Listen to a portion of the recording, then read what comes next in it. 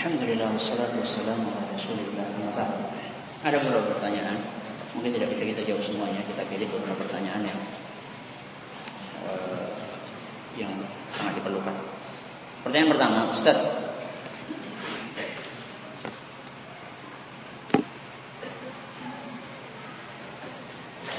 sebagian ikhwan kita yang baru ngaji terkadang tidak mau senyum kepada orang yang tidak semanhaj dengan dirinya. Contohnya kepada teman-teman mahasiswa yang sebagai aktivis harakah. Bagaimanakah sikap ini? Mohon nasihatnya.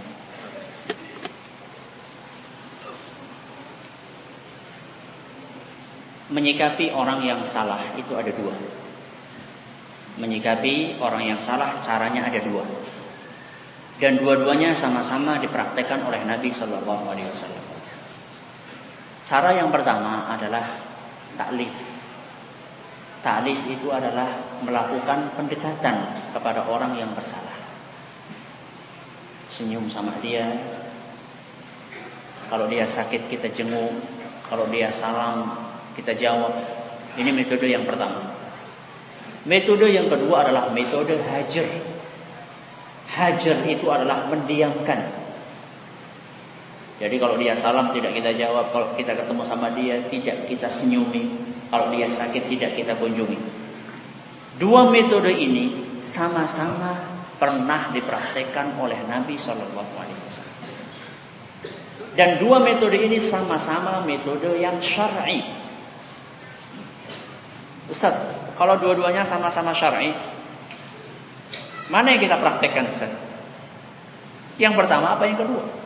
Jawabannya tergantung apa maslahat yang akan ditimbulkan. Kalau misalnya maslahat yang akan ditimbulkan, kita terapkan metode taklif, kita dekati, maka kita praktekkan metode itu. Kalau misalnya yang bermanfaat buat orang tersebut adalah metode hajar, kita diamkan, kita praktekkan itu. Nah sekarang saya tanya sama orang yang bertanya ini, yang lebih bermanfaat kepada teman-teman mahasiswa dia, dicemberuti apa disenyumi? Hah? Tahu dicemberutin? Dia bermuka masam atau dia salami, kemudian dia dakwahi, lebih bermanfaat mana? Kalau misalnya lebih bermanfaat untuk disenyumi, silahkan disenyumi, tidak masalah. Walaupun dia itu ahlul bid'ah, Jadi ahlul bid'ah itu bukan hanya disikapi dengan satu sikap.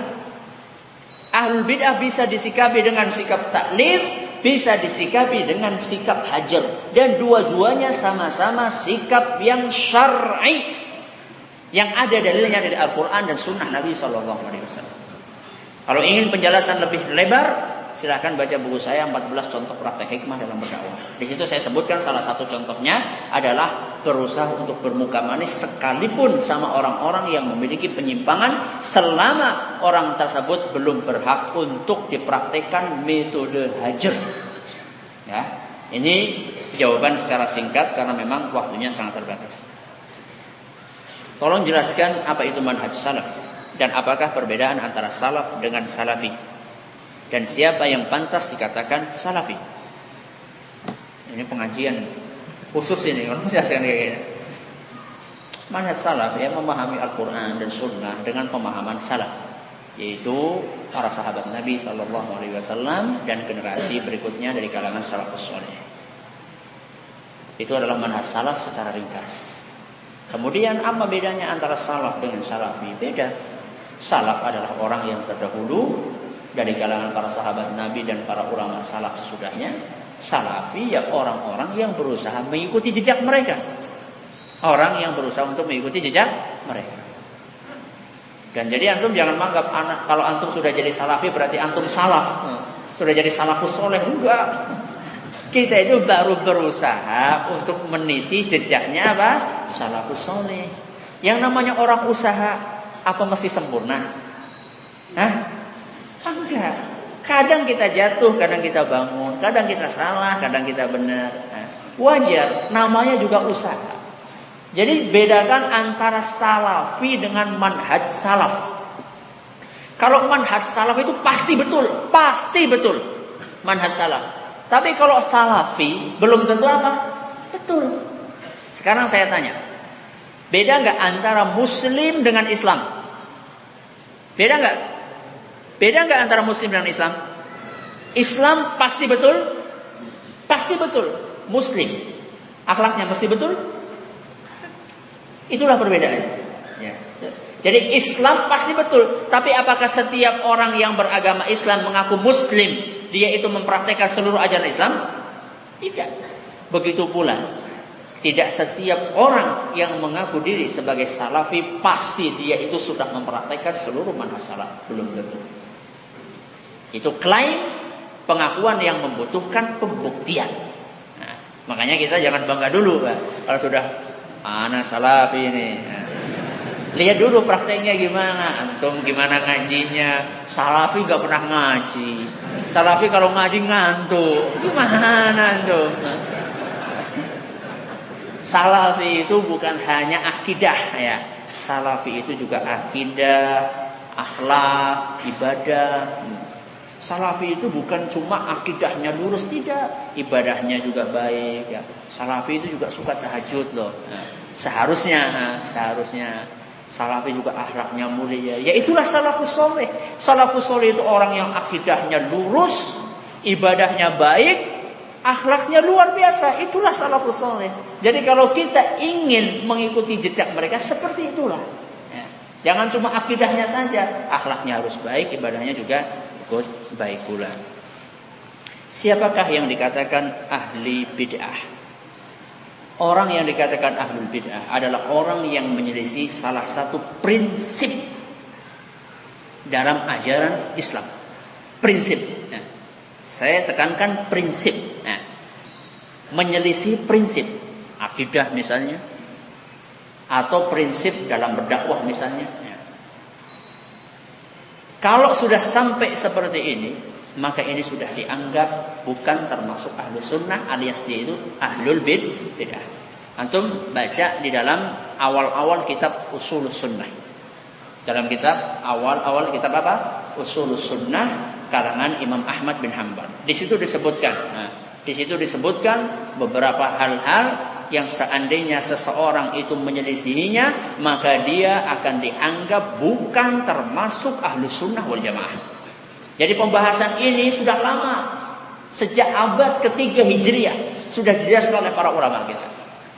Jadi permasalahan adalah permasalahan yang ada kaidahnya. Nah, tidak asal dia itu beda sama kita.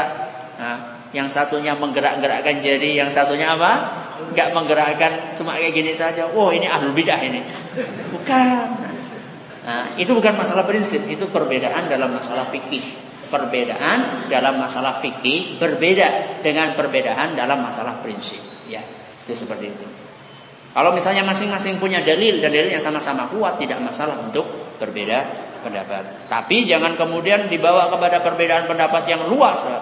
Ini zikir jama'i, ini enggak. Wah, ini kita masih beda ini, enggak masalah, ini bukan masalah prinsip ini. Kita harus bertolerir dalam masalah. Oh tidak, ini antara sunnah dengan bid'ah, ini beda lagi. Antara sunnah dengan bid'ah beda lagi. Tapi juga dibedakan antara orang yang tidak tahu dengan orang yang sudah tahu tapi ngotot. Kan banyak orang-orang yang ikut zikir bareng-bareng setelah sholat, mereka kan banyak nggak tahu kan. Nah ini beda sikapnya. Menyikapi orang seperti itu sama menyikapi orang yang sudah tahu bahwa itu beda tapi terus mengamalkan. Ini pun beda cara kita menyikapinya. Ya, artinya manhaj ahlus sunnah itulah manhaj yang teliti. Nah, tidak asal apa? Tidak asal kalau orang Jawa mengatakan tidak gerusa-gerusu. Tahu gerusa-gerusu antum? Apa ya gerusa-gerusu bahasa Lomboknya ya? Hah? Apa? Hantem kromo. Iya. Jawa juga, saya bahasa Lombok saya mintanya. Apa? Apalah terserah antum. Tidak buru-buru, tidak asal lah, Pak, tidak asal babat.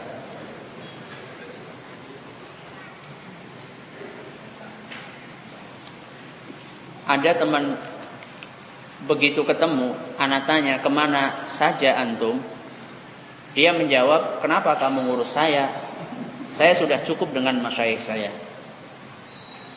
Ini saya kembalikan kepada tadi firman Allah Subhanahu sabda Nabi SAW, wal kalimatut thayyibatu shadaqah. Kalimat yang baik itu adalah sedekah. Antum kenapa sih harus jawab dengan perkataan seperti itu? Kalau misalnya antum, giliran antum yang bertanya kemudian dijawab seperti itu, sakit nggak hatinya? Sakit. Sama saja. Inilah masalahnya. Orang yang beriman adalah orang yang sebelum mengucapkan kata-kata dia berpikir apa yang akan diucapkan. Orang beriman berpikir dulu baru ngomong. Tapi kalau orang yang tidak beriman atau orang yang kurang beriman, dia ngomong banyak baru kemudian apa? Mikir. Anak kenapa ngomong kayak gitu tadi? Ini bedanya. Kalau orang yang beriman, kalau orang yang takut kepada Allah, bertakwa kepada Allah, sebelum bicara dia susun. Dia mau ngomong apa? Jadi dia pikirkan dulu. Saya mau ngomong apa nih? Baik enggak? Buruk enggak? Oh ini baik. Baru dia ngomong. Kalau orang yang tidak takut kepada Allah, ngomong banyak baru, aduh kenapa tadi saya ngomong kayak gini? Ya, ini nasihat buat ikhwan tersebut.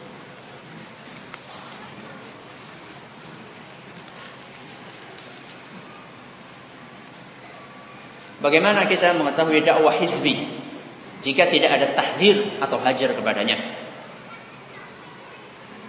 Saya nggak mengatakan kita nggak boleh mentahdzir, boleh mentahdzir, boleh mentahdzir. Tapi tahdzir itu ada normanya. Tahdzir itu ada apa? Ada normanya. Tahdzir itu bukan diterapkan serampangan, bukan. Ya, ada normanya. Di antara bentuk norma tahdzir. Di antaranya adalah tahdzir itu nggak mesti menyebutkan nama, nggak mesti menyebutkan apa? Nama. Tahdzir itu bisa kita sebutkan praktek yang salah. Misalnya orang sufi kan punya kesalahan. Orang tarekat tarekat apa disebutkan ya? Sebutkan tarekat apa misalnya? Ya apalah tarekat apalah sebutkan apa misalnya? Itu nggak mesti kita itu untuk mentahdzir. Orang sufi itu kita sebutkan tarekat anu sesat. Gak harus. Kita bisa mentahdzir tarekat itu dengan menyebutkan amalan mereka yang menyimpang. Misalnya zikir. Zikir itu yang betul adalah sendiri-sendiri, bukan dipimpin oleh seorang. Itu kan sebenarnya kita sedang mentahdzir, tarekat tersebut. Tapi kita tidak sebutkan nama tarekat tersebut. Menyebut nama ketika mentahdzir itulah kembalinya kepada maslahat. Ada enggak maslahatnya? Makanya Nabi SAW ketika beliau mentahdzir, menyebutkan kesalahan sebagian orang, beliau cuma berkata, "Ma balu aqwamin qalu kadza wa kadza." Kenapa ada sebagian orang yang berbicara seperti ini dan seperti itu? Nabi enggak menyebutkan Fulan kenapa ngomong kayak gini? Fulan kenapa ngomong kayak gini? Fulan kenapa ngomong kayak gini? Nabi cuma mengatakan apa? Kenapa ada orang, nggak tahu siapa orangnya. Ada orang yang mengatakan ini juga tahdzir. Nah, terkadang Nabi SAW nggak menyebutkan nama, tapi ketika di saat dibutuhkan untuk menyebutkan nama, Nabi menyebutkan nama. Suatu ketika ada salah seorang nenek moyangnya Khawarij, Abdullah bin Ibn Dhi al-Khuwaisirah. Itu disebutkan oleh Nabi SAW, saya khurju min dhi'di ay hada. Akan muncul dari tulang rusuk orang ini. Disebutkan sama Nabi. Saat itu Nabi mentahdzir dengan menyebutkan nama. Artinya apa? Artinya tahdzir itu gak mesti menyebut nama. Terkadang Nabi menyebut nama, terkadang Nabi tidak menyebut nama. Jadi bukan berarti ketika saya menyebut ini kemudian kita nggak perlu mentahdzir, kita perlu mentahdzir. Tapi tahdzir itu ada norma-normanya dan sudah dijelaskan oleh para ulama kita dan juga sudah saya sebutkan dalam buku saya 14 contoh praktek hikmah dalam berdakwah. Apakah benar atau tidak bahwasannya pondok pesantren salaf khususnya di Indonesia didanai oleh orang-orang Yahudi? Isu ini sudah lama tersebar.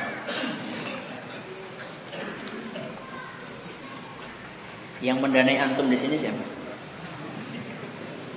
Ada orang Yahudi di sini? Hah? Donatur antum orang Islam atau orang Yahudi? Sudah.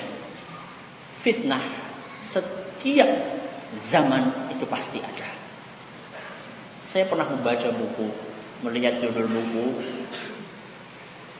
yang intinya adalah memojokkan dakwah salafiyah yang mengatakan bahwa saya sebenarnya dakwah salafiyah itu adalah intinya ingin meraup uang dari masyarakat, ingin menghisap hartanya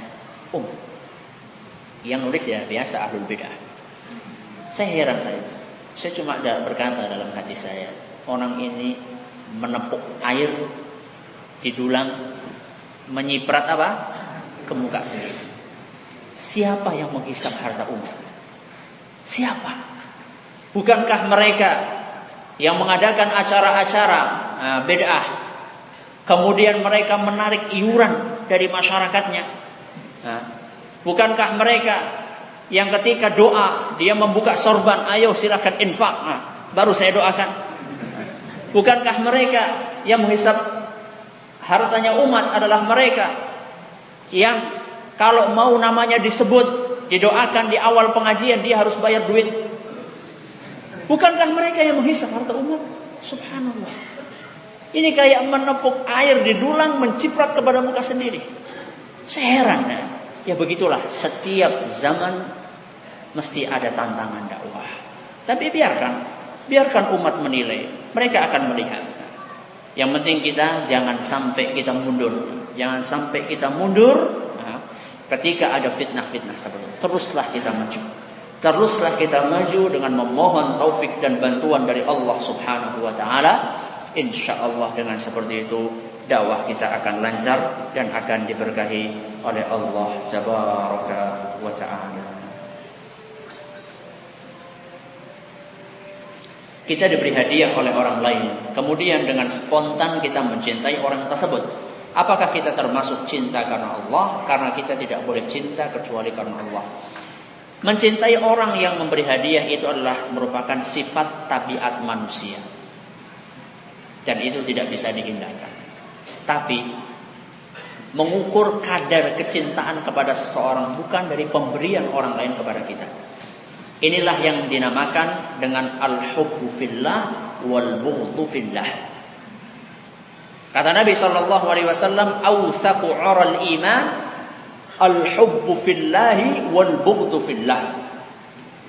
Tali simpul keimanan yang paling kuat adalah cinta karena Allah dan benci karena Allah. Apa maksudnya cinta karena Allah, benci karena Allah? Maksudnya adalah kita mengukur kadar kecintaan kita kepada orang lain dengan sejauh mana dia taat kepada Allah. Dan kita mengukur kebencian kita kepada orang lain dengan sejauh mana dia itu melakukan kemaksiatan kepada Allah. Semakin orang taat kepada Allah, maka kecintaan kita kepada orang tersebut semakin tinggi. Sebaliknya, semakin seseorang jauh dari ajaran Allah, maka kebencian kita kepada orang tersebut semakin besar. Dari sinilah bisa jadi orang yang sama sekali tidak memiliki ikatan darah dengan kita. Orang yang tinggalnya di ujung dunia, tapi dia adalah orang yang taat kepada Allah. Dia adalah ahlus sunnah wal jamaah. Bisa jadi kecintaan kita kepada dia lebih besar daripada kecintaan kita kepada orang yang paling dekat dengan kita, seandainya dia bukan termasuk ahlus sunnah wal jamaah. Itulah cinta karena Allah. Dan cinta yang seperti inilah yang akan abadi sampai hari kiamat. Kalau kita ingin mengetahui bagaimana cinta yang abadi sampai hari kiamat, adalah cinta karena Allah. Kata Allah Subhanahu wa taala dalam Al-Qur'an, "Al-akhillau yawma idzin ba'duhum li ba'din aduwwun illal muttaqin." Orang yang saling mencintai di dunia, nanti pada hari akhirat mereka akan berubah saling bermusuhan, kecuali orang yang bertakwa. Itulah cinta yang abadi. Wahai para suami, kalau pengen ketemu sama istri pada hari kiamat nanti, cintailah istri karena Allah. Bukan semata-mata karena cantiknya, ya, bukan semata-mata karena cintanya, bukan. Cintailah dia karena Allah. Insya Allah antum akan ketemu dengan istri antum di surga. Wahai para istri, kalau ingin ketemu dengan bapak-bapaknya, ingin ketemu dengan suami-suaminya, cintailah suami anda karena Allah. Insya Allah nanti akan ketemu di akhir. Alangkah sedihnya Seandainya di dunianya tidur satu kasur, makan satu meja, ternyata di akhirat si suami di neraka yang istrinya di surga. Na'udzubillah. Atau kebalikannya, si istri di neraka, suaminya di surga. Na'udzubillah min dzalik. Dan itu tidak bisa kita raih kecuali seandainya kita membangun cinta karena apa? Allah, dan benci karena Allah. Wallahu taala a'la wa a'lam. Kita cukupkan kajian kita pada kesempatan ini sampai di sini. Atas segala kekurangannya kami mohon maaf yang sebesar-besarnya.